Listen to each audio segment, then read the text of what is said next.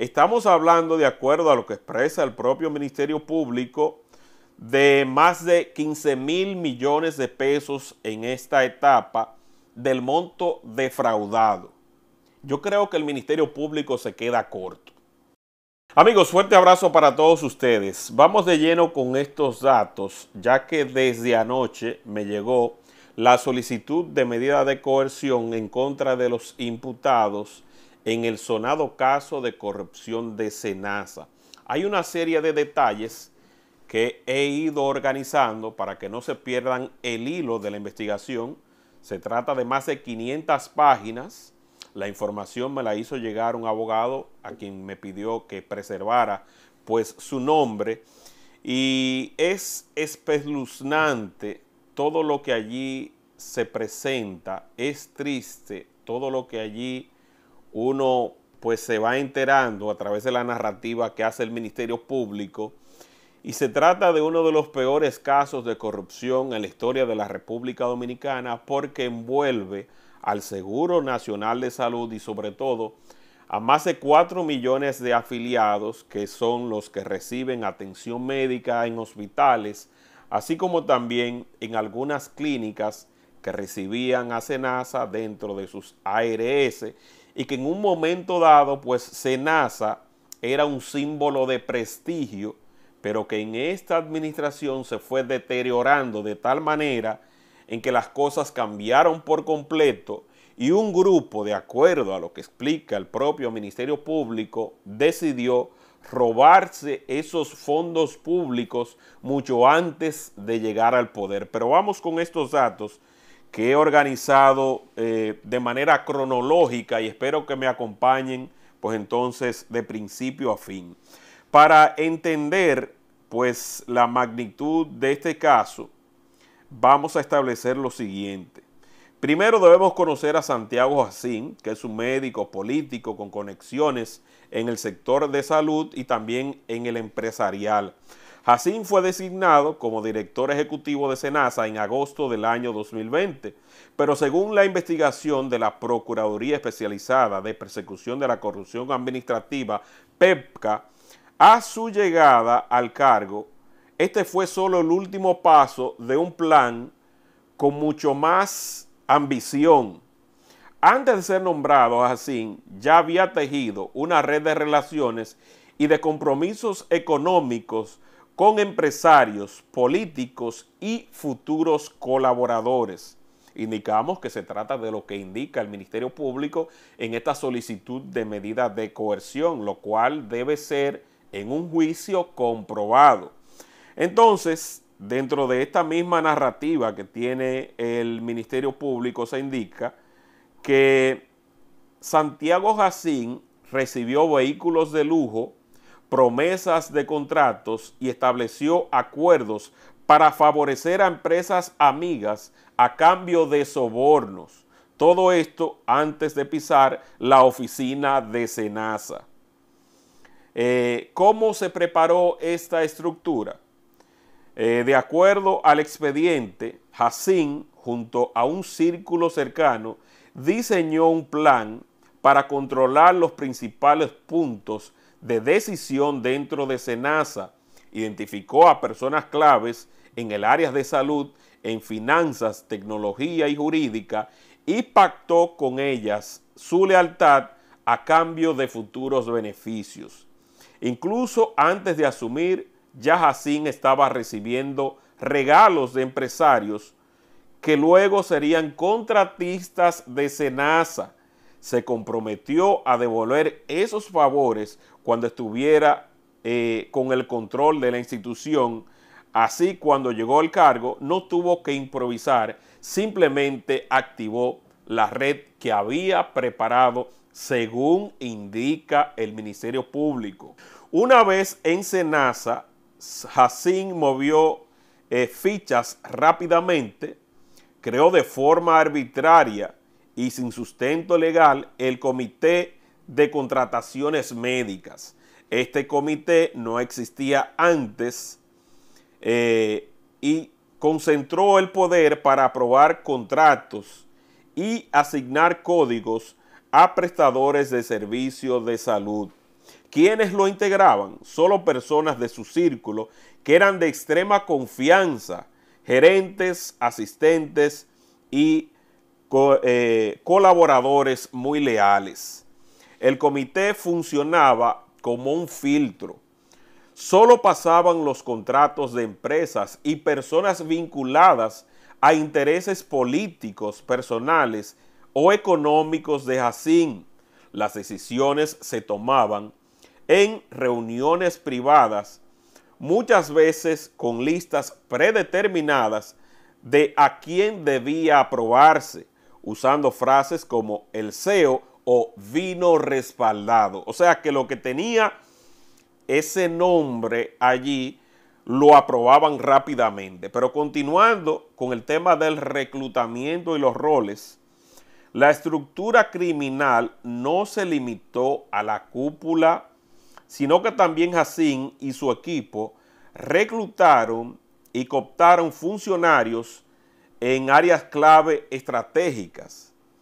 El gerente de salud, el gerente financiero, el consultor jurídico y el encargado de tecnología, todos tenían un papel en este engranaje.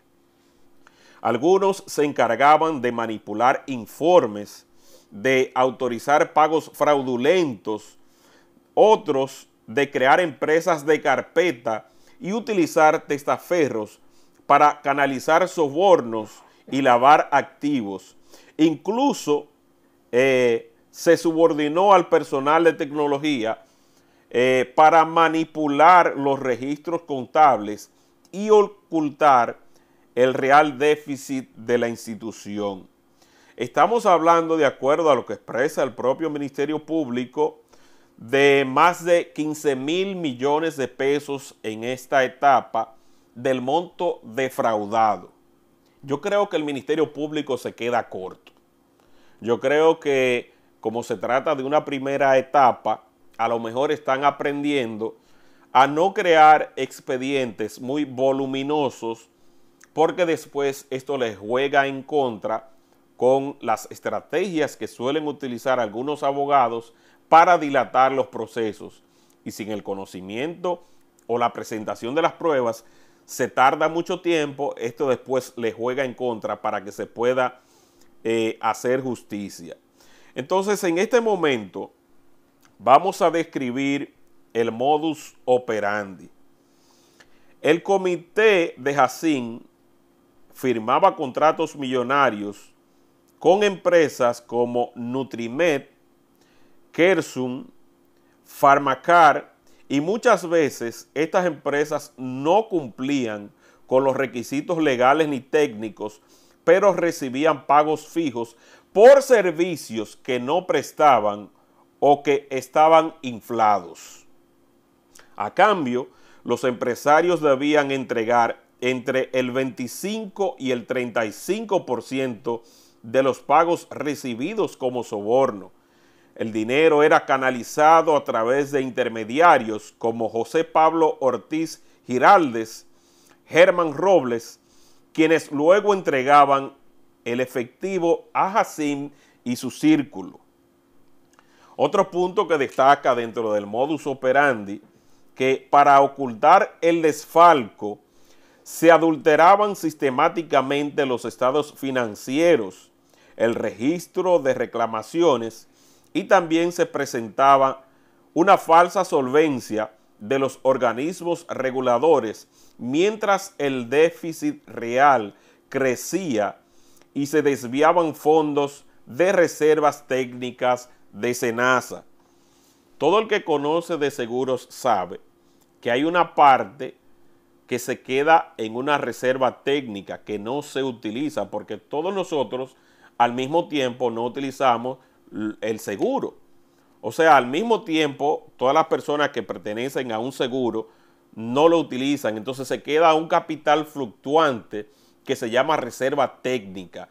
Y esa reserva técnica, estos pillos, de acuerdo a lo que dice el Ministerio Público, pues se apoderaron de ella. Crearon programas especiales sin sustento financiero que servían como un canal para justificar sobornos, mediante facturas falsas y operaciones simuladas. Se pagaban servicios médicos, nutricionales, de vacunación a empresas sin habilitación ni infraestructura y se facturaban servicios no realizados a pacientes inexistentes. Miren dónde llegaba la avaricia. No es que únicamente se limitaban a los afiliados, sino que sin existir pacientes se llegó a pagar por servicios sin que se ofrecieran. Lavado de activos e enriquecimiento ilícito. Los fondos ilícitos eran retirados en efectivos, convertidos en dólares y entregados a Jacín y su círculo en lugares discretos, vehículos, apartamentos alquilados, restaurantes. Con ese dinero se adquirieron bienes de lujo, inmuebles y vehículos a nombre de testaferros y empresas offshore no declaradas. Empresas de esas que se crean rápidamente de carpeta con el fin de ocultar o distraer bienes. A los testaferros, yo les digo, a lo mejor en este momento nadie los ha ido a buscar, pero usted que está ocupando un bien, usted que se benefició de esa estructura, que a lo mejor anda en un vehículo de lujo o que a lo mejor está hospedado en uno de esas torres de lujo del país, sepa que en cualquier momento un fiscal le puede tumbar la puerta. Así que voluntariamente diríjase al Ministerio Público y admita o diga que usted perteneció a esa red, porque no crea que esto se va a quedar simplemente en esos grandes, sino que también todo el que se ha beneficiado de esa estructura estará frente a los tribunales. El impacto de SENASA, el resultado de este esquema fue devastador. Entre el año 2020 y 2025, la red desvió más de 15,000 millones de pesos, dejando a SENASA en quiebra técnica, con pérdidas que superaron los 2,000 millones de pesos solo en el año 2024. Los recursos que debían garantizar la salud de los más vulnerables terminaron en cuentas privadas, relojes de lujo, apartamentos y vehículos de alto nivel. La Superintendencia de Salud y Riesgos Laborales, la CISARRIL, intervino la institución y se abrió procesos judiciales, hubo sanciones y la sociedad dominicana fue testigo de cómo la corrupción puede desmantelar instituciones clave para la protección social. Entonces ahora vamos con lo que tiene que ver con el tema de la reflexión. Hubo unas palabras que dijo Wilson Camacho, que los voy a decir por aquí, que se trata de una de las palabras que yo entiendo pues clave en este sentido y en esta investigación, donde Wilson Camacho dice que se trata de algo espeluznante e inhumano. Pero voy a conseguir las declaraciones exactas por aquí, a ver lo que dijo Wilson Camacho hoy, porque de verdad da mucha pena lo que ha ocurrido con este caso, porque sobre todo lo que se afecta es los más necesitados. Por eso usted ve que el plan de medicamentos de alto costo se ve afectado. Por eso usted ve que cuando usted iba a reclamar cualquier servicio se veía afectado. Por eso para una autorización se tardaban tanto tiempo. Y lo penoso de esto, y es lo que describe el Ministerio Público, es que se preparara mucho antes de que llegaran al poder. En el caso de Santiago Jacín estaba operando el sector externo de lo que tiene que ver con la recaudación de fondos para que Luis Abinader fuera presidente. Pero hoy Luis Abinader indica que no es cómplice de nadie y que él tiene que pues vivir este proceso y que los responsables deben de pagar ante la justicia. La sociedad está dividida. Por un lado, hay muchos que dicen que esto sienta un precedente donde caen incluso hasta los miembros del gobierno y que esto no pasaba antes, pero hay otros que sostienen que esto no debió ocurrir nunca porque eso no fue lo que vendió el PRM antes de llegar al poder. Entonces, Wilson Camacho dijo que este es el caso más cruel y siniestro que hemos tenido, y yo lo entiendo así. Esto es mucho más fuerte que lo que tiene que ver con el narcotráfico. Esto va mucho más allá de las estructuras del crimen organizado. Esto va mucho más allá. Esto raya de verdad en algo que no tiene precedentes en la República Dominicana y que bajo ninguna circunstancia puede haber espacio para la impunidad. Yo les recuerdo y sostengo, ya que he escuchado planteamientos de que algunos de los vinculados a esta red pretenden devolver dinero e inmediatamente comenzar a testificar en contra de otros imputados. Yo sostengo, y ojalá que la magistrada Jenny Berenice me escuche, que no basta únicamente con que devuelvan una parte del dinero, sino que también cumplan un tiempo en prisión y que el Ministerio Público fortalezca sus estructuras investigativas, porque muchos de ellos lo que hacen es que devuelven una parte de lo que le han robado al país y el resto queda automáticamente lavado y queda como un dinero limpio, y ante la sociedad ellos pueden continuar exhibiendo su cara muy limpia. Yo creo que el castigo debe ser ejemplar, y si se tienen las evidencias, además de aceptar la devolución, muchos de los que allí son mencionados, de ser hallados culpables, también tienen que pagar con prisión. No es únicamente con devolver el dinero. Y no se debe hacer de esto una práctica continua de la figura del delator, porque los delatores que están saliendo de otros casos son delatores premiados, porque les robaron al país y no pasaron un día por prisión. Desfalcaron al Estado y no pasaron un día por prisión. Y dicen devolver una parte, pero no se tiene un estimado real de lo que les robaron al país. Entonces esas personas no pueden salir de manera campante y tan sencilla, habiendo causado tanto daño. ¿Cuántos dominicanos perdieron la vida en un quirófano, a lo mejor esperando una aprobación médica? ¿A cuántos dominicanos hubo que amputarle una de sus extremidades? ¿A cuántos dominicanos y dominicanas o afiliadas vieron su vida afectada por no recibir una diálisis a tiempo? ¿Cuánta gente está postrada porque ellos, en lugar de pensar en la población dominicana, lo que estaban pensando era en robar al país y hacerse mucho más ricos, asquerosamente ricos? Gente que nació con billete por todas las vías posibles, pero que se le metió el chip de que tenían que apoderarse de lo ajeno. Y sobre todo de esos que aportan grandes cantidades en las campañas políticas para después venir a saquear el erario. Y eso es lo que evidencia ese expediente que está presentando el Ministerio Público, donde Jenny Berenice se va a jugar la faja por este país, buscando de que haya reales consecuencias, porque esto es penal. Esto no debe ser tratado como que tú nada más le robaste o tomaste dinero del Estado y devuelve el dinero. No, esto no puede ser así.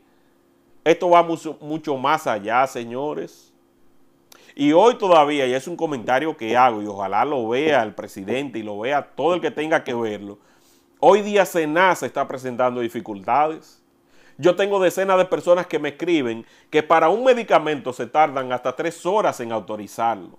Entonces el pueblo no tiene por qué pagar el latrocinio que se ha cometido, porque el pueblo lo paga con impuestos para que ustedes le den un servicio a la población. Un servicio de calidad. Y ya hay muchas narrativas que esto comenzó hace mucho tiempo, que en el 2012 se denunció, pero que antes también se hacía.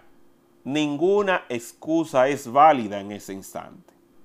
Si se hizo en el pasado y no se judicializó, todavía estamos a tiempo porque eso no ha prescrito.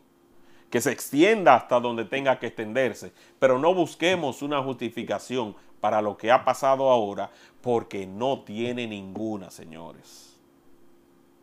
Ese es mi punto de vista.